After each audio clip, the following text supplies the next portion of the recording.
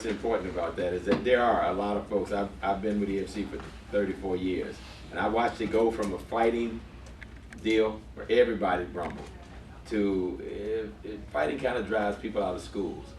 Stretching kind of makes them want to quit. Don't work them too hard.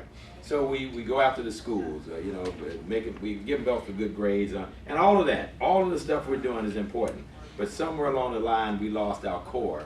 And even at the national tournaments, it turned into, and I give a 6A NASCAR tournament. And we even at some point looked at it and said, they're right over there. This is just tag. Guys wearing extra long gloves so they can just tap you and get a point. Or they wear footgear 2 sizes too big so they can tap you and get a point. And all of a sudden, the guys that were running these things used to be real fighters. And they're saying, well, we got a lot of people out here fighting, but very little fighting's going on. And so we looked over and saw there's folks that are going back and I don't want to do that. I want to actually fight. And there's a whole generation of folks that came up under point martial arts. And again, I run one of the biggest point open tournaments there is.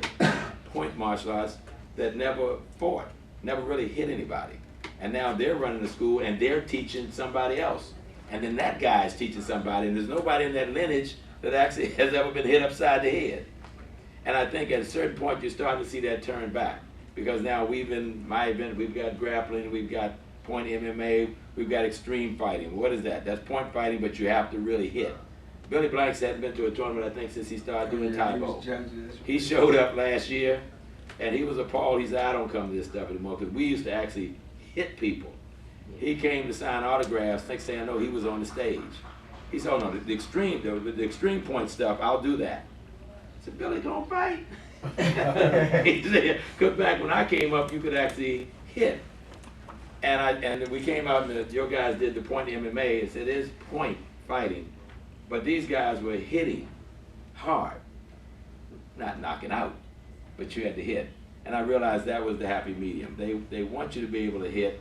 But again, the truth, the attorney who's got to be in court Monday morning, he can't keep going in every day with the big eye. He can't go with the lip. He likes to rumble, but he knows that he can't show up for court, or the doctor can't show up beat up so often, so he goes into something that's it. But you're looking for, again, for that happy medium. And I will tell you that when they did the fight at the Classics last year, it was the highlight of the deal. I mean, it was a little bit banging, but a lot of guys were sitting back going, we got to get rid of the tag. And so I hear them right now, they're trying to change the rules. You got to hit. You can't be doing this touch thing anymore. And I think it's healthy, because it says, guys, you're losing a whole generation of folks that are moving away from it. So to me, point MMA is taking advantage of the brand MMA. It's also talking about points. But basically what you're saying to me is that when we came up, everybody grappled. In the Chinese styles, we called it Sui Jiao. It was Kung Lee and those guys. They used to do the San Show, and you had to do we always grappled. Somewhere along the point, it all got lost. And every time somebody clashed, went to the ground, somebody jumped in and said, break. And if you hit somebody, they went, what's wrong with you? That's dirty fighting. Ain't no dirty fighting in martial arts. At what point did we say you can't? If you hit the ground, you were looking up. So we kind of lost that. If anybody who's been here since the 60s, everybody fought on the ground. Up in New York, he talks about up there. When I fought up there, everybody went there. You could get stomped while you were on the ground, in the throat. I mean, it was always that with Paul Biggio and those guys. We all fought like that. But somewhere along the line, it got lost, where it turned into just tag. And I think there's got to be that turn back. But you got a whole generation of people who grew up doing nothing but points. Their instructors did nothing but point. But I don't want to call it tag, but they did tag. And their instructors for them did tag. They want to come back and do a more serious martial arts, but they don't want to go all the way over there because I can't do that. Yeah, I've never really been hit. And I think that what you're doing, the reason it's so appealing is because folks look at it saying, I can do what I do, and yet take it to the next level.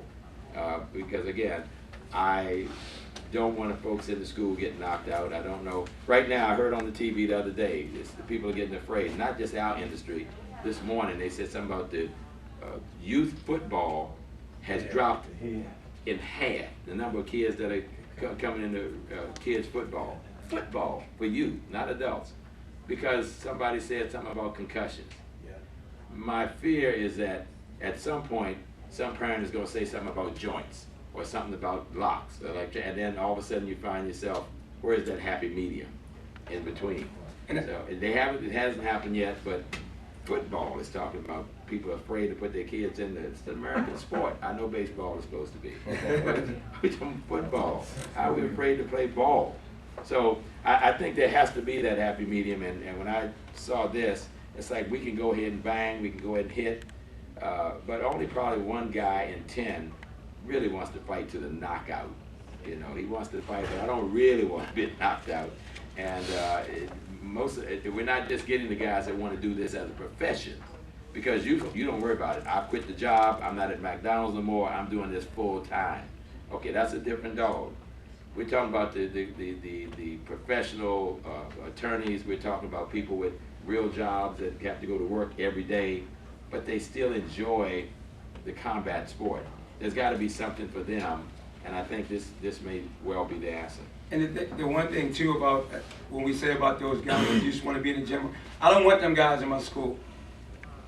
I don't want the guy in the school that want to be a real professional UFC fighter. I want the little kid who just want to like do it while he's going through school and go off and become, you know, a lawyer or a doctor. Well, I want that little kid that came up and he got his black belt and he might want to go in there. And that's the beautiful thing that we show you. How many kids, I mean, as us as school owners, how many people amongst you probably want to be a champion or want to go into movies or want to do something else? Has there ever been a path where we can show them how to brand themselves so this can truly become a career for them? We bring all that in because we are living examples of how does that kid, at one time, how did Billy Blanks go to Tyrell? How did Billy Blanks go to movies? How did Chuck Norris go there? But there's a bunch of youth amongst you that want to do something other than just be in your school teaching class. How can you enhance what they want to do at the same time come into their 9 to 5 and keep doing all that? So we're trying, once again, I'm just trying to bring for my reasons. It's funny how things work. My reasons for leaving my instructor because I wanted to be in movies and wanted to be a world champion. Now I realize that I shouldn't have ever left. It would have been a lot easier. So now how can I bring that back and so we can prevent that from happening? Questions? Yes, ma'am, go ahead. Yes, sir. I was just curious for the curriculum part from white to black. What is the time frame that it takes to go, and how many belts are there in your system? Same. I mean, was 4 belts at white belt? I mean, at beginning level, right? Most people have that. Right, yeah. 4 belts at intermediate level, right? And if you have an intermediate level, time span from white to black. it should be 3. Most people 3 months. Is it like? Yeah, 3 months, yeah. Same thing. The same EFC system. That's how it's set up. The same amount of time, same belt structure. We try to keep the same belt colors, all that. But you can use whatever color you want. But it is that 90-day time. Yep. The same system. 24 classes, 2 classes a week. You ain't got to recreate your will. I just want it to be just what you already do, easy to implement and keep it moving. I have one whole question. Do all of your students who do traditional kung fu, do they all do point MMA as well? We do now. I mean, we could take out the ground and still point fighting or freestyle sparring, but I thought it would be easier because that's what everybody's seeing. And it became, we tried to do it like point fighting this, but it became confusing. So just put it in, man. So, yeah. Do you give that option for students who maybe are not interested in one part of the style, but they just want to come in and do the point MMA? Do you give that option? We have a point MMA program by itself, so some people come and say, I want to do that, they can sign up for that. I might Yes. not want to do Taekwondo, but I like the point MMA. Yeah. I'm very fascinated by it. I want to join that. Yeah, because most people come and say, yeah, man, I want the MMA thing, I really want to go. And you sense, you sense they want to fight, and when you tell them it's not the real MMA, you can still get that energy, get that workout, but you don't have to get in the ring. It's like, yeah, that's what I want. So I ain't got to get hit, it's control. Oh, yeah, let's go. So, and that's small. Control that. Yeah, it's a small amount of people, but I think the great thing that it does, it improves my retention. That's the cool thing. Yes, sir. I need to understand how you qualify a point. So you're teaching an armbar. Are you teaching an armbar? No, we don't teach no arm. No joint locks. You can't do no joint joint locks, locks. no chokes, no hitting to the face, no Okay. ground and pound.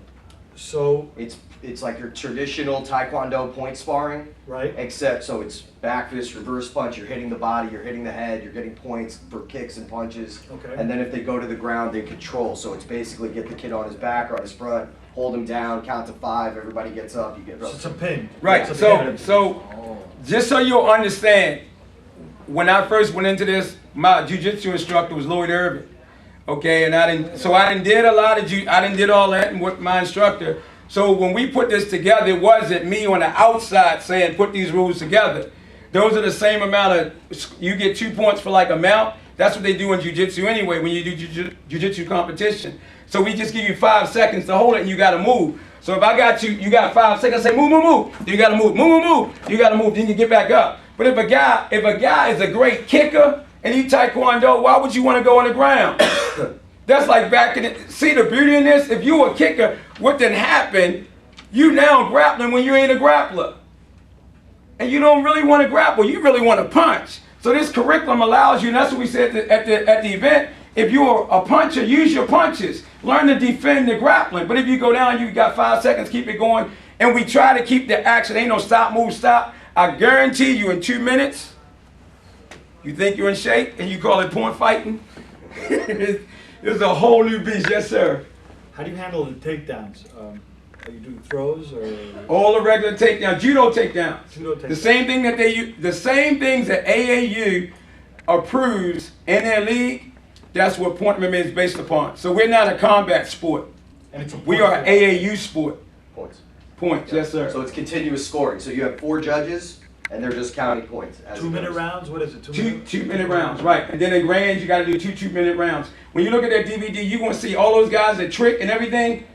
You see guys hitting people with cartwheel kicks, tornado kicks. The crowd like, oh my God, am I correct, Master Brown? We take it all and bring it together. If you're a tricker, why can't you fight with it? Come on now, that's martial arts. Billy Blanks hit people with cartwheel kicks. Yes, ma'am. We usually start our sparring in green belt level, so if you were to integrate it with your program, I understand having a separate class and starting at white belt, but if you're integrating it with your program and they're a green belt, would you then go tell them to go put a white belt on you? How would you? No, I mean, you can adjust it to whatever you already have set up. That's the beauty in it. But the way we set it up, once again, based on my instructor, we introduce people in Kung Fu to sparring when they first come in. We call it rhythm drills.